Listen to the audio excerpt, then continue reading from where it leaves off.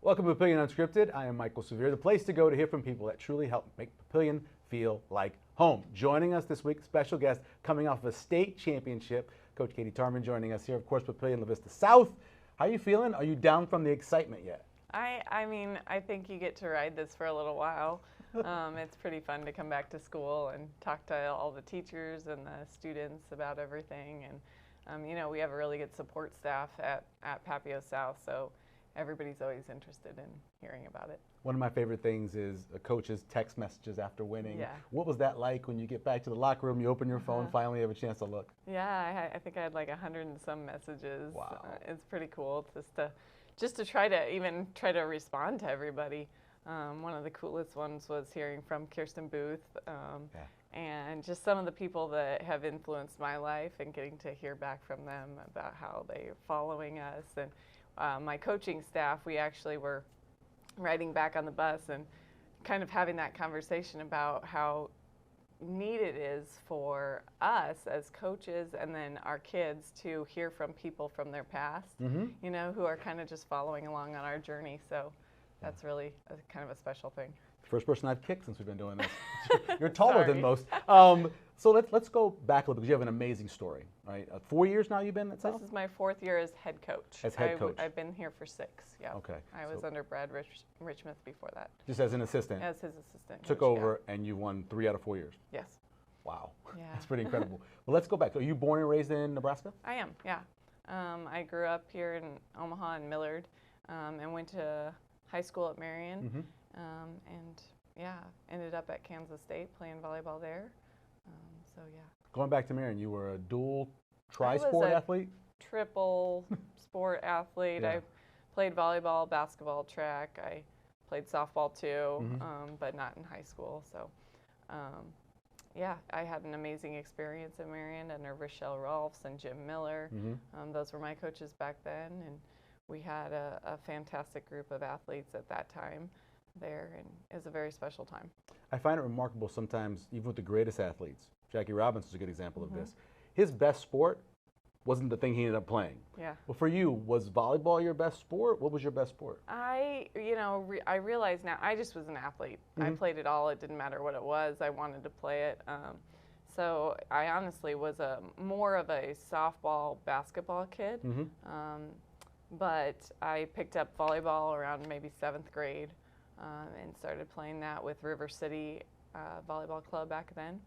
And got in with an amazing coach, Deb Graffenton, and she kind of really mentored and coached me all the way through my high school years. And I don't know, I just fell in love with the sport of volleyball, but I also fell in love with every other sport that I was in. So it just came down to realizing that I had a lot of opportunities in volleyball and kind of loved the grace and the power of the sport. And I decided that that's what I wanted to do. Does your body eventually tell you to what sport that works best for you? Like what yeah, you grow I think into? so. I think so. You know, I think I could have played basketball in college, but I also felt like my body was geared more for volleyball, and I found a lot of success with that. So, yeah, eventually I had to give up softball to pursue that full-time volleyball career. So. Yeah.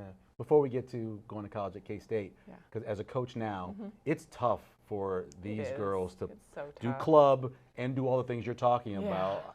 What is your feel for doing that, and how important is it to you that they have these different sports? Well, it's so important to me, and I realize how hard it is. I mean, I have kids of my own too, and it is incredibly difficult, but at the same time incredibly rewarding for kids to be able to play a couple different sports.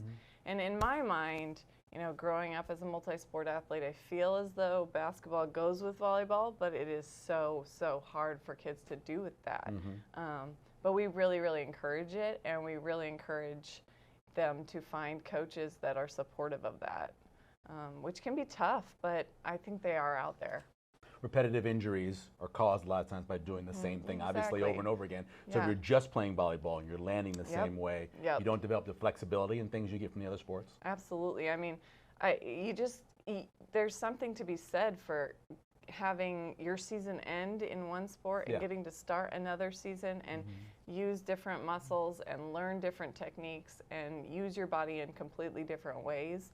And I think it's an important thing, not to mention the mental side of that, getting to switch gears and focus on something new, learn different things, but also have an excitement for that new sport, which I feel like sometimes gets lost when our kids specialize early. And that's a kind of a worry and a concern for me, for sure. Well, I was talking to Drew Christo, one of the best athletes in the state's history, playing all those sports. He had like 3 days off. Yeah. The whole year. Yeah. How do you work with that mentally and making sure that they get the sleep and they feel rejuvenated when that other sport comes along? Well, honestly, I mean, I talk to a lot of coaches, and I think a lot of people agree that, like, for volleyball, something has to change eventually, because our kids came down off of this, and I realized it was only kids that were at the state tournament that really are affected by this, but they had to turn around and have club tryouts on Sunday morning at 8 a.m. Wow. And they had like a 3-hour tryout.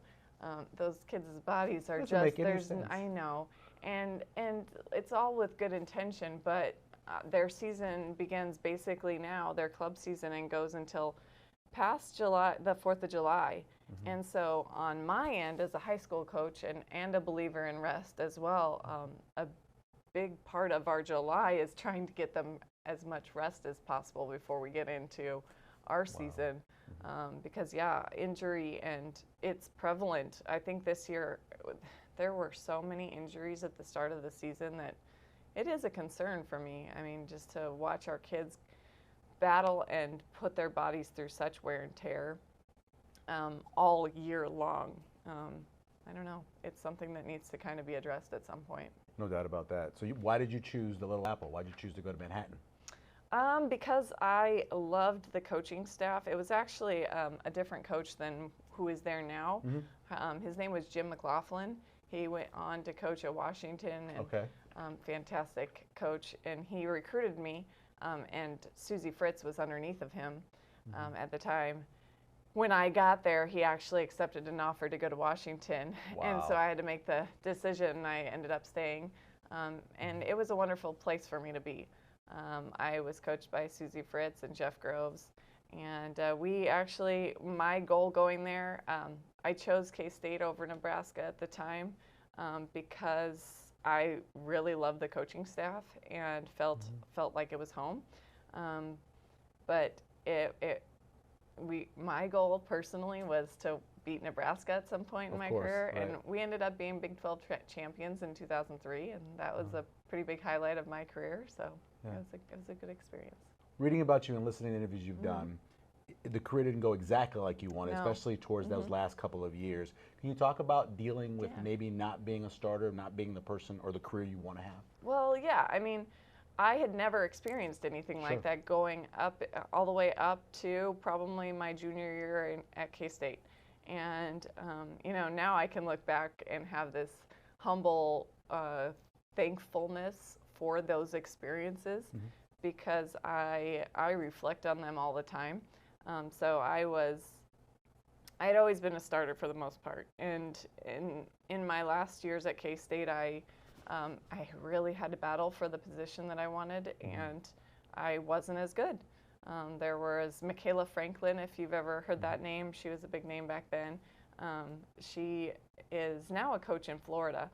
But her and I battled, and then they brought in a girl from Puerto Rico who was a left-handed right side, and it was a big competition. But I wish that I had handled those times better. But at the same time, I mean, I definitely wish I have regrets on how I handled myself at the time. But now I feel as though those experiences have really helped me as a coach to understand kids' place, to understand their roles, to be able to empathize with them, and also help them through that, and help them to be a better teammate because of that. You're not a failure when you're on a team like that in the Big 12, but not getting what you want is good for you, right? Well, when your identity, so many of our kids, I will say, so many of our kids, when this is what they put their time, their energy, their heart into for their majority of their life, it becomes their identity. As adults and supportive families around them, they realize that that's not just their identity, but as a kid, that is their identity to them. And it's really a hard thing for you know, kids who haven't fully developed that frontal lobe to fully understand that. And I hope that my experiences can help them to, you know, be able to look past that and see that they are valued in so many other ways, you know. So late in life, you go decide to become a teacher. Yeah. That's not most times. Most of your peers are probably getting right after college. Yeah. Why did you decide to do that? Well, I was in business before, and then I was a stay-at-home mom for a while, and you know, I think probably I'm a little bit of a late bloomer in deciding what is right for me, and I also think that helps me with kids in having the ability to say, hey, you can do this whenever you want. You can choose your path. You can take as much time as you need to figure out what is the right path for you. You know, I can speak to that myself, and I did find what my journey was supposed to look like at 35, and that's okay. And you know, so I did go back. I went and got my master's in teaching at College of St. Mary's, and Jeremy Van Akron, our AD at Papio South, he called me after my first year in school, and he said, you need to apply. And I said, okay. And it's kind of history from there. I was hired after my first year of school. I still had another year of school left, but I was hired provisionally, and my experience at Papio South has been absolutely wonderful. It's one thing being an assistant, but when you become a head coach, you're not just a head coach of all of those young women, you're also a head coach of their parents. Yeah. And grandparents. Yeah. And they're not always happy with you. Yeah. What was that first year like adjusting to that? You know, I haven't had a whole lot of trouble. I feel like I'm a little oblivious to some of that, which might be a good thing. I don't know. My intentions are just to create an environment that's safe, that is hardworking, and that allows kids to be their own advocate. So at the start of the season, I had learned from Brad Richmouth many things, but one of the big ones that I learned was to establish a boundary, and nothing bad, just a boundary. These kids are in high school; they need to learn to speak for themselves when there's issues, and I believe in that fully. I want my own children to learn that, even at an earlier age, that they have a voice, and if there's an issue or a problem within their team or whatever, they need to go and talk to the coach themselves. So we really try to push that from the beginning of their time in high school, and I haven't had issues for the most part. Like, so I think if you have the right intentions with your players, which I think most coaches do, you know, I think you can establish that pretty easily. Let's go back to 2019. That's the first title, right? Yeah. If my math is right, you're 2 games over 500 going to the state, yeah, right? well, we were 500 at one point. At one point. Yeah. And you go on the run, of course, you win the 5 and you win the title. Yeah. Did you feel that you had turned the corner before you went to state, or was it up in the air? Yeah, we had turned the corner at that point. We had turned the corner probably 2/3 of the way through the season, 3/4 of the way through the season. But you had lost 5 in a row at one point, right? We had, we had. And my memory isn't super great, but there was a game. It was against Millard West, and we played at Millard West about 2/3, 3/4 of the way through the season. I had a team of divided girls, which is not uncommon with female athletes. You know, that's usually the challenge of coaching females. Is there can be a lot of different personalities, and we had a divided team. We had a couple kids over on one side and a couple kids on this side, and I had girls crying after the match, and I realized, along with my coach, with my assistant coach, Jamie Burr, you know, we feel like our job is to course correct. That's our job. Right. You know, and we realized after that game that we needed to have an intervention of sorts. And the next day at practice, it was all about what's wrong? What's wrong with this picture right now? Because we are not a united team. And what we ended up doing was just basically facilitating a conversation, but that enabled each kid to go around the room and say, this is what I need from my teammates, and this is how I want to be talked to. Those were the 2 things that we wanted to have happen in that meeting. And after that meeting took place, you could just feel this sense of unity again, and a common goal again, and respect for one another again. And then we were able to establish, hey, we're back to square one. We have goals, and how are we going to achieve them? You all know how you want to be talked to. You all know how to be respected. Let's go. And that's what we did after that. So. Well, my wife's a therapist, and she always talked to me about the boys, saying the boys have to be advocates for themselves. If their hearing aid's not working, they need to tell the teacher. Yeah. That's kind of developing in being an advocate for yourself, even to you about what they want on a team. 100%, yeah. You know, I have my beliefs, but I need to hear from them what their goals are. And if they're not bought into their own goals, then we have nothing. You know, they have to establish what that looks like. My job and Coach Burr, my assistant's job, is to help them to max out their potential. So if their goal is to not want to take their jersey off at the end of the season, which is what I hope for each kid, you know, that we are, you know, utilizing every resource that we have at our disposal to make that happen for them. Did you realize where you were in the history of the undefeated season, of how rare that was in the state as it's happening when you're in the middle of it? Did you realize it? Maybe. I'm sure somebody in the media asked you, hey, you've won 30 in a row. Yeah, oh yeah, absolutely. We always knew.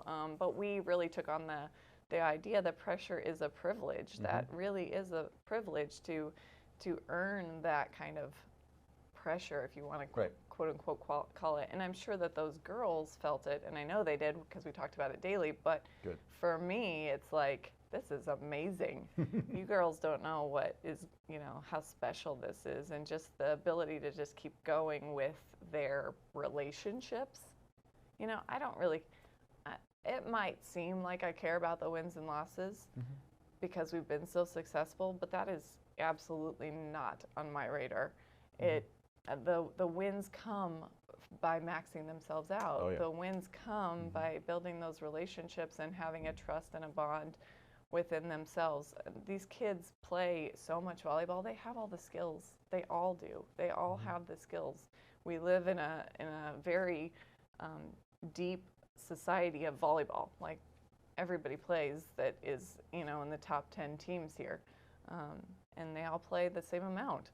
So the skill is there. It's now maximizing all the other little pieces for them. So. Yeah, it really is a math equation. If you prepare right and you practice right, it's the product that comes from it. So it's not really, you don't point to we got to win. No. You got to prepare for that. So after this championship, you have these girls who've been with you for 4 years. So this amazing run. What's it like with those seniors, knowing that that was kind of the end for you guys? Yeah, it was emotional. You know, it was emotional. I probably am emotional now. So, like, it's just something special to develop relationships like that with kids, and to work for something that they've wanted for so long, and be able to see them through is just it's awesome. It's something I in my own life, I reflect back on my own life all the time, and the people who helped me be successful. Those people are still the people that I look back to as, you know, the people that matter, that you know, I hope to be that for them, and I hope that they realize that they have a family 10 years from now that still is connected, because going through things like that, these kind of highs don't happen a whole lot in your life. They just don't. And so you're just connected. You're just connected throughout your life. Everybody's going to lose at the end except for one team, which is such a tough thing. Yeah, it is a tough thing, but I don't look at it like that. I mean, I think we end up on that side, and it's wonderful, but my goal is truly to make them want to not take their jerseys off. So if that is what happens, if they end up on that bus on the way home, singing with each other and loving each other, then we are a success, you know. So I want to go backwards. So, what was that? So you in 20, that's when you lose in the final, right? Yeah. So what was that off season like though? It was about not revenge, but it's about finishing, like avenging right? Avenging themselves, right. because it had nothing to do with who was on the other side of the net. You know, Elkhorn South played out of their minds that night, but. It was probably more, 1 or 2 shots though, right? Even when you're so, swept, it's and 1 or 2 shots per set. I will say with that match, we missed by inches. Like, it was, I of course rewatched that game, and my kids didn't play with fear. They played all out. We just missed by inches. And so there were no regrets. the regret. I mean, the only thing that comes from that is, what do you learn? And you know what you learn is that you, like Ava LeGrand, I think the next day she was like, we are on a mission. Nice. You know, so she led that off season, and along with Emma O'Neill and Harley Cole, and they just, it's like without that loss, I don't know what we are that next year. You know, that just sprung us into a whole nother level of volleyball. Yeah, I can understand that. As a team. Last couple of questions. You have 3 sisters on the team, We right? did, yeah. What is it like having a little family inside your family? Yeah. Well, it's awesome. It's again, I'm kind of an emotional person, and it made me like every time that I had the opportunity to see them in the back court together, it's like I'm a parent myself, and all these parents watching their kids, their whole heart is on the floor at this time. Right, you know, yeah, it's just so cool. But it builds a little more trust, just because it's so innate for those 3, and they've already got that built in. So then you're just adding to it, and you got 3 different, very spicy personalities in their own ways, and it was just a neat experience for all of us to have 3 sisters on the team. You mentioned having children, which is a busy part of life, and then you're a coach and everything else. Yeah. Do you do any hobbies? Do you have anything besides? Taxi driving? I don't know. Yeah, right. Delivery service. Yeah, pretty much. I mean, eventually. How do you unwind? Say that. How do you unwind? I don't know do if you I unwind? do. I don't know if I do. I have 6 Meditation, kids, so yoga? yes. Yoga? Yes.